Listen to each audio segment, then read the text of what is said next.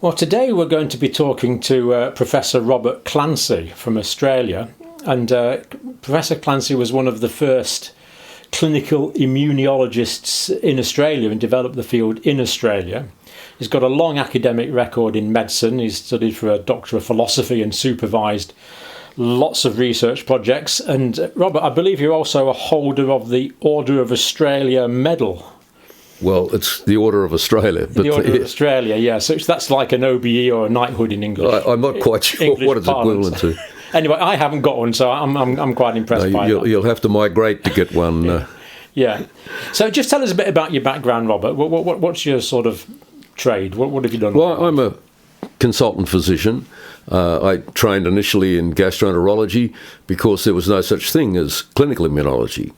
I did a PhD in autoimmune disease, went over to McMaster University for 5 years, established the clinical immunology unit there, came back to Australia and eventually had a foundation chair within the new medical school at Newcastle, which was the world's second problem-based learning medical school.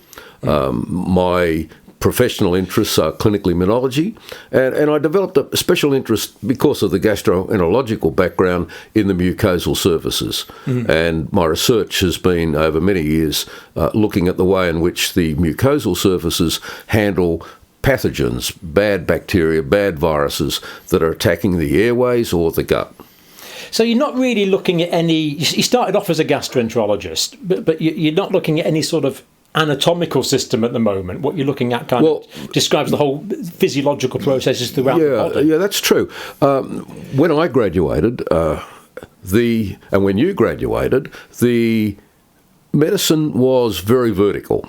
If you became a specialist physician, you became a specialist in brain, in heart, lung, joints, and I felt that you lost a lot by confining yourself. And for a second reason, I was particularly interested in understanding what was happening, understanding process of disease. So I felt that I needed a research background and a laboratory orientation. And so the idea of being a specialist in something that went across all these specialties really appealed to me. I can't say it appealed to many of my colleagues who are in the vertical specialties, of course, but they've come to be more tolerant with time. Yeah. So essentially when I came back to Australia, the idea was shared with others, and three of us got together and we formed the clinical immunology as a specialty in Australia. It had already been established in Canada, and I'd participated in some aspects of that. Interesting. So immunology, obviously to do with immunity, protection against disease, but you mentioned that you studied particularly autoimmune disease. Yes, that's been the crux of my interest clinically. I'm interested in internal clinical immunology. Other people are more interested in allergy, asthma, hay fever, eczema. And while in a sense we're responsible for teaching that, my particular interest in clinical work has been in autoimmune disease, abnormal host-parasite relationships between different infectious organisms, vasculitis, and a whole range of chronic inflammatory disorders. But I thought the whole point of the immune system was to beat up on the pathogens and the invaders, not beat up on our own bodies. What's going on here? That's absolutely true. And in fact, in 1900, Ehrlich, the great German scientist, coined the term horror autotoxicus, that being reactive against yourself was incompatible with life. Well, Landsteiner, I think the following year, described in the context of congenital syphilis autoantibodies against red cells in those unfortunate infants. And so the whole idea was turned over 180 degrees, and progressively it was recognised that autoimmunity, immunity against yourself, is in fact a very common and often concerning disease process. But so to be clear, this is a pathological process. This shouldn't be happening, but it is. Well, that's a good point. Your colleague, some of your colleagues came up with the idea that a touch of autoimmunity is a good thing because it helps get rid of the dead tissues and various abnormal bits of pieces that you want to get rid of in the body. So if you make an immune response and get rid of those, and some of the so-called natural antibodies have been thought to have that role. But by and large, it gets out of control pretty quickly. So autoimmune disease is this sort of over-exaggerated attack on the body. It's kind of what you call a friendly fire incident, I suppose, isn't it? Friendly fire is a good way of putting it. When I started in internal medicine, Macfarlane Burnett, the great Australian Nobel Prize winner's concept was that of forbidden clones. And if people wanted to laugh at me, which they did from time to time, they'd say, oh, yeah, he's the guy who talks about the forbidden clone. But, of course, the whole movement of immunology in clinical immunology has been about the control of process. So everything's about control. And just the right amount, not too much. Yeah, a little bit of this and a little bit of that. Well, what's the forbidden clone? I didn't get that bit. Well, the forbidden clone was a wonderful idea that Burnett had, that there were autoimmunity came about because of a sequence of somatic mutations, and it got to a stage where this horrific clone would appear that was reactive against self. I see, right. But that's now considered less than accurate. Yeah, but it was a very important stage in the development of understanding of autoimmunity. It's rather scary to think that I've worked through a process where we began with the forbidden clone, and now we have T-reg cells and suppressor cells and helper cells and a whole range of regulatory processes operating at many different levels. Yeah. So what sort of diseases are we talking about, autoimmune diseases? What might people have heard of them? Well, classically, there are two broad types. There is where the autoimmune response picks out a particular organ. The commonest would be thyroid. Many people have an underactive thyroid called Hashimoto's disease, where the immune response destroys the thyroid, and it's simple. You just treat it with thyroxine. There are many other examples involving the gastric lining cells, and you get pernicious anemia, adrenal gland, pituitary gland, you name it. Then there's the second type of autoimmune disease, which is systemic. In other words, the targeting autoimmune response is not targeting a specific organ, but rather it creates a process which can deposit throughout the body and cause multiple organ disease. And these are often mediated by antibody-antigen complexes. You can imagine a little bit of your self-antigen combining with that antibody, forming an immune complex, and that might go to the joints, causing joint pain, the skin causing a rash, the brain causing a fit, the heart causing myocarditis, and the commonest example of that is systemic lupus erythematosus. Well, most people know it as SLE. Or lupus. Yes. Because it moves around the body. Yes, exactly. And it can be a whole... And this makes, of course, the intriguing challenge for an immunologist to sort out exactly whether the person fits that picture, what pattern they have, what progress they might have, what treatment is most appropriate. So you get an antigen, which is something the body's recognising as being foreign. You get the body's response to that, which is the antibody, and that forms this complex. And that's kind of lodging in various tissues, and that's stimulating inflammation. An inflammatory response. Interesting, yeah. So you've been studying Crohn's disease, for example. What's that? Crohn's disease was considered a rare disease. It was first described in 1935 by Burrell Crohn, and it was to distinguish against tuberculosis of the bowel. It's an inflammatory process at any level in the bowel, most frequently the bottom part of the small bowel or any part of the large bowel. And it involves the full thickness of the bowel. Most people have heard of colitis, which is a more superficial inflammatory problem. Crohn's disease is different. Ulcerative colitis is more an autoimmune type of problem. Crohn's disease seems to be an inappropriate inflammatory response to the leakage of bacteria antigens from inside the bowel into the wall of the bowel. And it probably is related most to a failure of the mucosal tissues of the bowel to get rid of that antigen in an effective way, leaving it amenable to a grossly exaggerated inflammatory response. So it just becomes basically very sort of red, swollen, inflamed. Absolutely, and that will cause ulcers. It can cause obstruction. You can get penetration with fistula. It's actually a very common disease. Yeah. And it's interesting because if you look at the way in which we've thought about the disease, a bacterial component has always been thought to be there. Commonly, people use individual antibiotics, but most people have said, well, wait a second, this is a chronic inflammatory disease, without realising that the cause is, in a sense, the failure to get rid of the infection. And so the response of over-inflammation has been treated traditionally with anti-inflammatory drugs, corticosteroids, and most recently very expensive monoclonal antibodies. Whereas I think the most exciting thing that's happening is recognition of the microbial, the bacterial origin, and the use of multiple antibiotics, which has been recently trialled in North America with really quite outstandingly interesting results.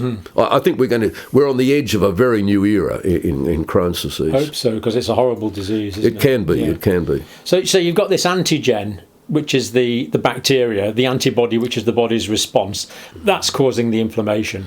Yes, it probably involves cytokines and T cells and various other components of the immune system, but in essence it's an antibody against microbial antigens. And in the past we've been trying to suppress the inflammation, but the inflammation is just a natural response of what's going on, isn't it? Exactly. So you're trying to treat the cause, I think, rather than treat the symptom. We're trying to go upstream and get the bacteria. The cause is probably a failure to properly eradicate that bacteria, because the phagocytic cells, the cells that should be gobbling them up and destroying them, appear to have often genetically influenced abnormalities. It's a little harder to treat those, but that'll happen one day. Yeah. Now, you've also been working on lung diseases, chronic obstructive pulmonary disease, chronic lung diseases. And you developed some sort of treatment for that I'm intrigued by. Can you sort of sketch out? Because I believe this treatment's cheap. And I believe it's potentially fairly... Is curative too strong a word? But... I'm pretty sure you're referring, John, to work I've been involved in for a long period of time. When I had finished my postgraduate medical training and a PhD in autoimmune disease, I went to work with John Bienenstock in Canada. Now, John is quite an extraordinary person. I know he'll be tuned in on this, so I've got to say that. Say John. the right thing. No, he really is. John had come up with the idea that there is a commonality between the protection mechanisms of the different mucosal surfaces of the body, be it the lung, the gut, the eye. And when I arrived, he was on the verge of proving this by showing with transfer of cells in rabbits from Peyer's patches as a major factory of cells to various mucosal tissues, particularly in the lung. And so I got particularly interested in that communication between the Peyer's patch, which are little factories of cells in the small bowel, the lining of the small bowel. And we developed these ideas to include T lymphocytes as well as B lymphocytes. So all the different armamentaria of the so-called adaptive or specific immune response were generated. And the interesting thing is they weren't generated in the lungs, they were generated in the Peyer's patch by the antigens, be they virus, bacteria, being swallowed into the gut.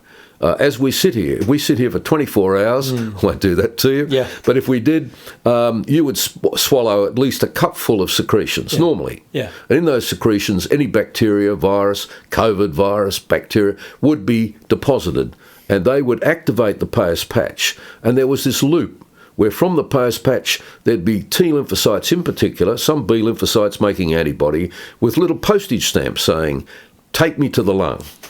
And it would go back to the lung. And the whole idea is to let the lung do what it does best.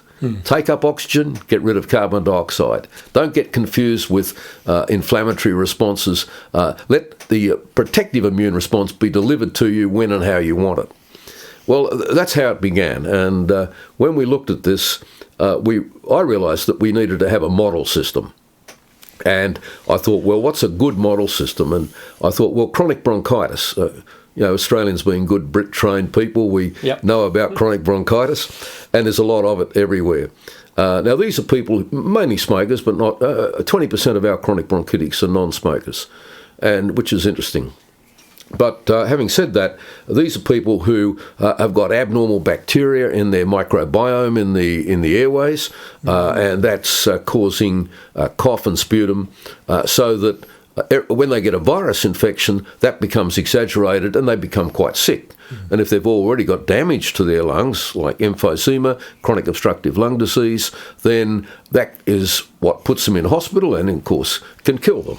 It's a very serious disease. And our wards are full of these every winter. Absolutely full of them. Absolutely. And at the moment, there's really no effective treatment that prevents them going to hospital. There's huge studies being done, and maybe there's some marginal benefit here and there, but it's been pretty disappointing.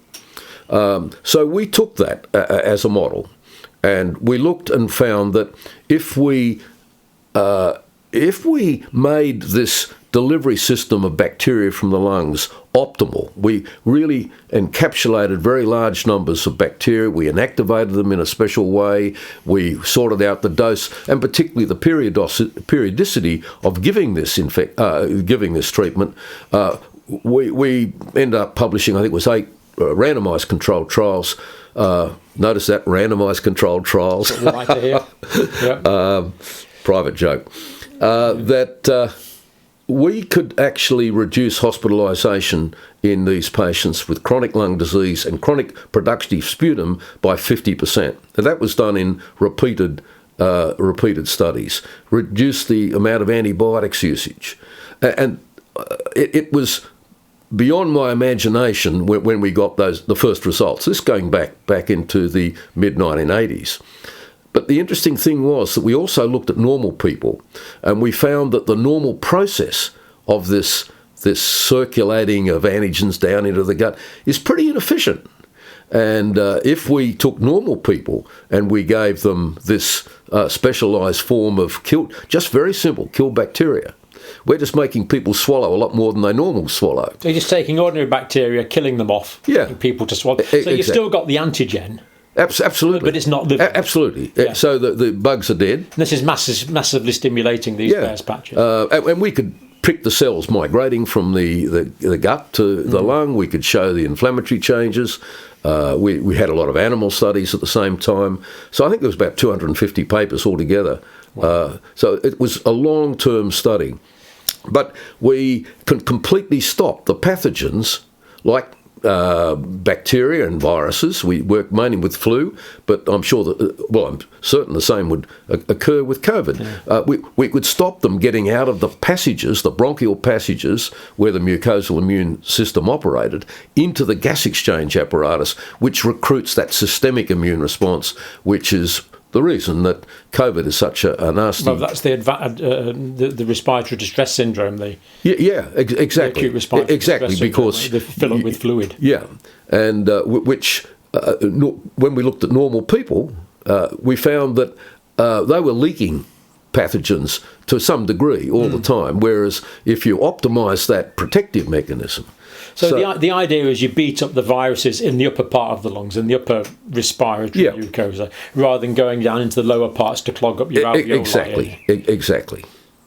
And when you think about it, a bad flu or a bad coronavirus like COVID is simply one that's mutated to allow it to escape from the confines of a bronchus into the areas where they're going to get a systemic immune response to them. Well, I've worked on A&E recently, Robert, and I don't remember carrying out this treatment. What's gone wrong here? You've discovered something way back in '85 that could have halved our admissions by 50%. I mean, surely all the big pharmaceutical companies... I think you have a limit to the amount of time for an interview like this, but I think anyone who's worked in clinical research will tell you how hard it is to get a good idea, and a lot of very good people have worked in my team over the years. Mm-hmm. Professor Alan Cripps, who ended up going on to great things in Queensland, and many other of my PhD students, So it's not an isolated event, it's a team event, and it's involved a lot of people. And it's involved commercial development. I don't think we always pick the best of our advisors and whatevers. We're basically biomedical scientists. We're not commercial people. But it will happen. It will happen. It will happen. And in fact, you've got plans to do something. We have some plans. Is that private, or can you talk about that? Look, I'd probably prefer not to talk too much about it. Okay, we won't then. That's fine.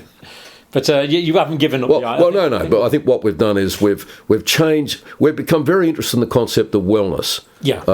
And we've changed the product into one which I think is far more effective, and one which I think will be quite interesting, and one which can apply not just to the lungs. So. And should be available. Yeah, we're very keen to do some studies in Crohn's disease, for example. Yeah.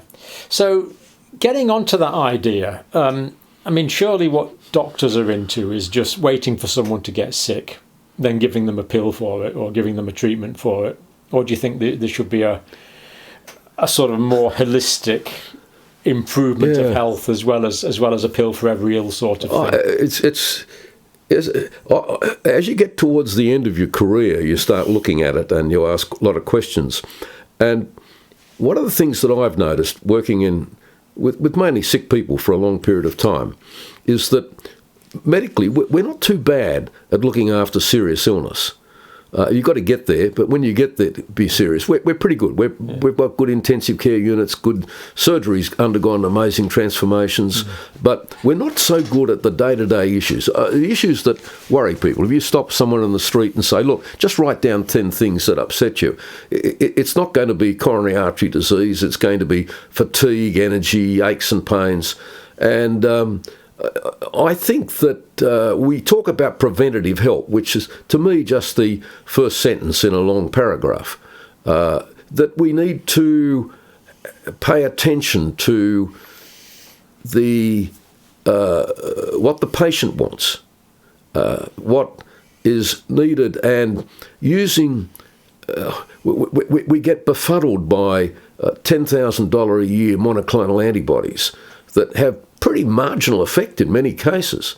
You know, I see a lot of patients with Crohn's disease, and we can treat those patients extremely effectively now with multiple antibiotics, which is on the probably not well known by many people, but certainly the early study and double-blind control studies are very, very exciting. And I've certainly been using these for about 10 years, and I think you're going to see huge changes, and we get better understanding of the microbiome, better ways of manipulating the microbiome, using very simple technologies. What we're doing is trying to promote, if you like, Airways wellness and health to prevent the sort of problems that create disease.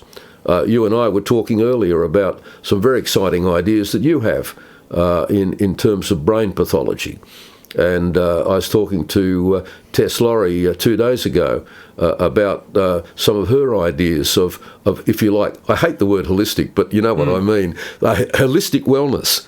And I think people are gathering around and saying, wait a second, patients need to be more involved, better understanding what's going on. I think COVID has put into relief the disastrous state that medicine has gotten into. And some of us are extremely concerned that I think family doctors have been left out on a limb and treated extremely shabbily, probably across the Western world.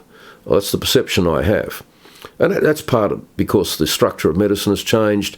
We've allowed bureaucrats and big pharma companies to make the decisions for us on their terms, often very wrong terms. On the whole, in my experience with big pharma, they haven't got a clue about the broad-based biology outside of the narrow limits of their product. And people with a lot of knowledge and information are not involved in the decision-making processes. So there's a lot of issues I think we can look at. So modern pharmaceuticals tend to be quite specifically targeted at a particular molecule in the body, a particular receptor in the body. They tend to have a fairly sort of specific target, which is necessary sometimes. We're not saying it's not. Medicines are necessary. But what we seem to be missing out on is this whole idea of promoting health overall, making sure we haven't got nutritional deficiencies, making sure we've got exercise, making sure we've got the diet, making sure we've got the thing that promote the microbiome in the gut and in the respiratory mucosa. So you think that a lot of modern research is overly focused on specific molecular mechanisms that could transpose into particular pharmaceuticals, which of course can be patented for a period of time. Does this come into it? I think it's the total story, isn't it? If it comes into the total story, it's the total story. Look, you're absolutely right. That they're pharmaceutical companies, and they're a business, and the way they would argue, we won't get involved unless we can patent that drug, and we can make a lot of money out of it. And so, what can you patent? Well, you can't patent. Can I mention? No. You cannot patent. You can mention it. All right, you can't patent ivermectin, which is just an example of a drug just which an is example. now out of patent.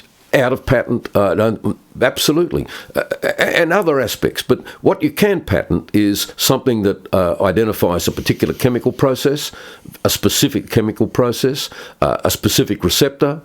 That you can make a particular cytokine, and these incredibly expensive drugs have dominated the field, very often forgetting that they should be sitting on top of a whole process of health-producing, disease-reversing activities. And we all know many examples of this. And it seems that, I mean, for example, I have to take, now blood pressure's gone up now, I have to take a blood pressure medicine every day, basically. So do I. Forever, for the rest of my life. So that's good, because the getting the absolutely. Every day. I have to take, I suppose the doctor told me to take my father had high blood pressure and took Rezapine, and he couldn't breathe through his nose, and it drove him crazy. You and I take probably one of the ACE inhibitors or something like that. I'm taking and we don't even know we're taking it, and we're keeping our blood pressure at 120 over 80. Huge advantage. I have no problem. There definitely is, but I much prefer to take one pill once to cure it than to take one every day for the rest of my life. And that seems one of the thing about this, what should we call it, the attenuated bacterial challenge of the immune system that you developed. I mean, presumably I just need to take that once a year or something, would I? Well, a couple of times a year, but not often. Well, that's okay. That's better than every day. Oh, certainly not every day. Not every day. Oh, look, I think we're moving into what we're starting to talk about, the microbiome. Now, everyone probably listening here knows that the microbiome is that particular collection of bugs that you have in all your mucosal surfaces. The particular focus has been the gut, but the respiratory tract has a microbiome, the eye has one, all the mucosal surfaces do. And this is such an exciting area. I really wished I was 20 or 25 and know what I know now. I'd be microbioming. That applies to a few areas of life, doesn't it? Well, as you possibly know, one of my PhD students was Tom Borody, who is the guy that discovered triple therapy for peptic ulcer, triple therapy for Crohn's disease. Tom's got quite a list, but now he's got triple therapy for COVID. But he also is the person who introduced fecal microbiome transplantation. Now, that sounds awful, but it has transformed the life of so many patients, and it's becoming now highly sophisticated. I mean, there's exciting work in people with autism, little children with autism, ulcerative colitis. It's the treatment of choice for C. difficile, which has killed so many people around the world. There's nasty bacterial infection. But the interesting thing, these are all local diseases, well, not all, but people with Parkinson's with terrible constipation have been treated, and suddenly, in a number of patients, their Parkinson's has improved. Now, this is all early days and requires much more study, but the idea of the gut-lung, the gut-brain axis, and the way in which the microbiome interferes with systemic aspects of biology is very exciting, and we're going to see so much more. I can understand the way that the microbiome's affecting the colon, the gastrointestinal tract, maybe even the organs round about it, but how the heck does bugs in your colon affect your mental health? Well, I wished I knew all. I don't think anyone knows all the answer, but the idea, of course, is that we now talk about the intestinal microbiome as being the new organ. And so you've got this highly controlled bacteria, mainly bacteria, that you can only grow 1% of them. They're not easy to study. Now, they have a relationship. They talk to the bowel, and the bowel modifies them, and they modify the bowel. They secrete all sorts of various factors. You feed them different foods, you can get different outcomes. You've got molecules circulating around in the blood and affecting the brain and every other system. And we're just on the edge of really coming to understand this exciting area. It is absolutely amazing, isn't it? And I think it's worth stressing that you and me were talking about this before. We believe that all of these things need to be related to the science and related to empiricism. So even though this sounds almost incredible, we are actually speaking within the levels of reasonable science at the moment. This is not hippie stuff. This is not far out stuff. This is based on hard biological, physiological science. Just observing this area of the last decade, we now have much better tools to analyse the microbiome. Initially, of course, if you could only grow 1 in 100 of the bacteria, you really couldn't get a handle on it. But now, with simple PCR technology, molecular biology, that's getting better all the time. We're starting to dissect into different groups the bacteria, what's high and low, and how's it going to affect the outcome, what products do they secrete. It's very complicated because there are so many variables. So it's not as if we could replace a particular single bacteria. This is about the whole sort of interacting ecosystem, isn't it? So what we need to do is, rather than specific interventions, we need more generalised interventions that are improving the health of the microbiome generally. So a diverse plant-based intake, for example, to give the bugs lots of things to feed on. These are the exciting directions that are going to be taken. I have probably been more interested in the microbiome of the airways. Now, we know we can control, in a pretty crude sense, that microbiome and make it less disease-producing by simply making the delivery system of the stimulus coming down through the mouth and down into the gut by giving tablets containing different bugs. Yeah. Now, we don't know if we use another bug or that bug or this bug or add a touch of this and that to the bug, whether we're going to get a better outcome. And these are each one up to now has taken a lot of money and a lot of time to sort. But now with some of the new methods that we have, we can do this in a matter of weeks. In a very simple and cheaper way. So, infinite area of research, and of course, we don't need to culture bacteria so much now. We can do a genomic analysis, of course, can't we? And just of course to tell what's there by the genetics of the bacteria. Exactly. Mm-hmm. Yeah. It's just mind-blowing, isn't it? Well, when you think of it, the technology was sorted out 70 years ago. We've just got, the idea was sorted out, but the technology has changed so that we can do overnight what we couldn't do 20 or 30 years ago. I mean, I think most people are now probably familiar with the idea of the microbiome in the gastrointestinal tract, because we know that there's a lot of bugs there anyway. But I must say, I wasn't really aware until talking to you about the microbiome in the respiratory mucosa. Much less understood at much earlier stage, but it's certainly extremely important. We are getting to know that certain bugs are really of incredible importance for health as opposed to disease. We know, for example, that if you get a viral infection, be it COVID or flu or ordinary coronavirus, what it does, it talks to those bacteria in the airways. And depending on what bacteria you've got, they either shout a response or they shut up and do nothing. There's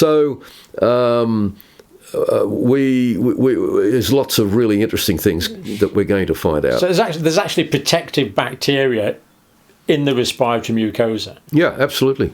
Yeah. And as far as we know, some of those may be producing just as many cytokine-type molecules as the epithelial cells they sit upon, because the talking is done through molecules. Yeah. Cytokines are simply the term we use for molecules that move between cells. It's the conversation piece, the dialogue. Yeah. Wow. And in the respiratory mucosa, you've got your own immunological protective cells as well. So presumably you've got macrophages, lymphocytes. Yes. So they have an innate immune system. Now, the innate immune system is just, we used to think of them as the foot soldiers, but we now know they're very smart. And they actually feed back and tell the adaptive or the specific immune response, the IgG part of immunology, tell them what to do half the time. So it's a two-horse race. Wow. And but the innate system in the lungs is quite different to the innate system in other parts of the body. And there's a new concept now, it's called learned innate immunity, where the innate immune system learns as a result of activation. And there's a lot of misinformation that's passed on, particularly in the COVID arena, because one has to understand that while the innate immune system is critically important, it is always influenced by the adaptive system. And if the innate system's defective, you don't have to look very far to see if they're not being driven properly by the right type of adaptive immunity. So the simplistic thing I've been teaching all these years is that the innate immune system it's there as a result of your natural anatomy and physiology, and it's active against a wide range of organisms in a non-specific way, and it doesn't have to be acquired, as opposed to the specific immune system where the immunity does have to be acquired. That's just simplistic now, isn't it? There's an interaction between between the two. You'll be pleased to know, John, you've been teaching good stuff, but it's more complicated. I think the change came when the antigen-presenting cells, dendritic cells, were really sorted out at the end of the 20th century and led to a number of Nobel Prizes. And that led to the idea that when an antigen comes along, it gets processed by one of these innate dendritic cells. And that processing passes on to the T cell, which can either upregulate or downregulate, help or suppress outcomes. And so you have a set of T cells which do all sorts of things, depending on how they're told to behave by the dendritic cell which is processing the antigen. I mean, it's such an exciting concept. You just couldn't make it up, could you? So you've got these dendritic cells that are literally like a whole carpet of them. There's a carpet of them. The just means branching, doesn't it? Yeah. So they all physically collect up any antigens that are floating by because they've got like tentacles all over the place. They'll then process these antigens, send the relative cytokine messages to the relative T cell. Exactly. Saying the T helper cells will upregulate this a bit more. The suppressor cells downregulate. Or you're a T-reg cell, you downregulate. And this is really important to understand because people can't understand why it is if you get shot after shot after shot of COVID vaccine. Why is it that we're seeing a turn-off of the specific immune response? Why are people who are getting too many boosters getting infection and getting serious infections? And it's because it hasn't been recognised by the people who should be recognising it, that it's a bit like desensitisation, which we do for allergy. It's you actually use this system to turn off overreaction to allergens causing asthma and hay fever. So it's possible for an antigenic stimulus, for example, a vaccine, to upregulate the T suppressor cells. Absolutely. Which actually reduces. Exactly. And that's what's been proven. I think the British government has done this perfectly by bringing out weekly results, which have shown, and as it goes down, they've decided not to publish the weekly results, and I can understand. They say, it's being misunderstood. Well, it's not being misunderstood because it's been repeated in Denmark, Israel, Scotland, many other places. It seems to me part of the problem is when we discuss this objectively and scientifically, this will be picked up by people who are anti-vax and say, "Oh, there we are. These guys are agreeing I think with us." that's very sad. And this is a problem, isn't it? We seem to have a sort of a dichotomy, really, in attitudes to medicine. Now, I am very grateful for my tetanus immunological vaccine, because I've seen people with tetanus. I've seen children with I've seen adults with tetanus, and all the other. I'm very grateful not to have a polio form deficiency. Right. I'm glad I haven't got all these infectious diseases that once curses of humanity. But think about what you're talking about there, John. You're talking about systemic infections, measles, mumps. Tetanus, all of these are going through the circulation. So what you want is a very good protective immune response. And this is where vaccines are fantastically valuable. When it comes to the infections of those mucosal surfaces, as with flu and COVID, these stimulate first and foremost the mucosal immune response, which brings in the suppressor cells in a much heavier way, accounting for the downregulation if you overstimulate it with injections. Simple, nothing new. And the same as we mentioned with desensitisation. So when no one said, I'm certainly not, God, I'm an immunologist, I can't be an anti-vaxxer. Absolutely, I love vaccines. Yeah, me too, I've given thousands of them. Put my kids through school. But what we're talking about is sensible vaccination. And with the COVID vaccine, with the flu, the same. It's all about spacing by hitting people with vaccine after vaccine every month or 2 months, third, fourth booster. You ask people to put their hands up if they've had 3-4 boosters and still got COVID, and often very severe COVID, and there'll be a forest of hands. What is needed is some common sense and understanding of the biology, which sadly is not well understood. The main thing is that you are boosting the suppressor cells. Exactly. You're seeing the net effect of positive and negative stimulation. The more you stimulate, the more you're likely to have a dominant negative. And we know that with desensitisation, it lasts 5 years. So if you really effectively turn off the response to coronaviruses with booster after booster, then you're possibly looking at years of non-responsiveness. Now, that's very different to the idea some people are promoting about destroying the innate immune system. I don't think that makes no sense to me. Might be wrong, but I don't think so. It's hard to see how you would destroy the innate immune system. You're suppressing a specific component of the immune response. But that limits the use of, say, seasonal coronavirus vaccines, which I think we're moving towards. Look, the vaccines have done a lot of good with COVID. They've stopped a lot of people dying. They've kept people out of hospital. But as we move along the way, as we become an endemic infection, then we need to develop a little bit more scientific sense. And we need to be honestly looking at effective, cheap, early treatments, which have been paralysingly neglected, shall we say. Indeed, yeah. Well, Robert, we've covered quite a lot there. Certainly plenty to think about. My mind's buzzing already. So thank you for that, and thank you for coming to England to talk about it. And it's been a great pleasure. Other things here, but it's exciting times ahead, though, isn't it? It really is. I mean, it's just the sheer complexity of the human body and the way it's interacting with this ecosystem that we live in.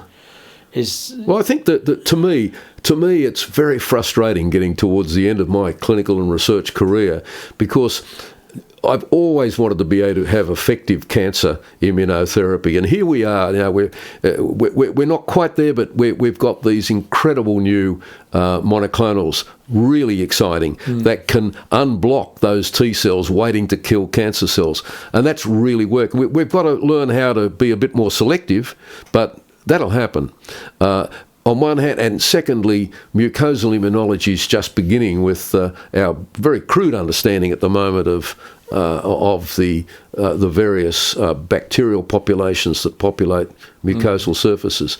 So there's a lot of terrific areas for young people to get involved in. Absolutely, yeah. Professor Robert Clancy, thank you very much. My great pleasure. Thank you.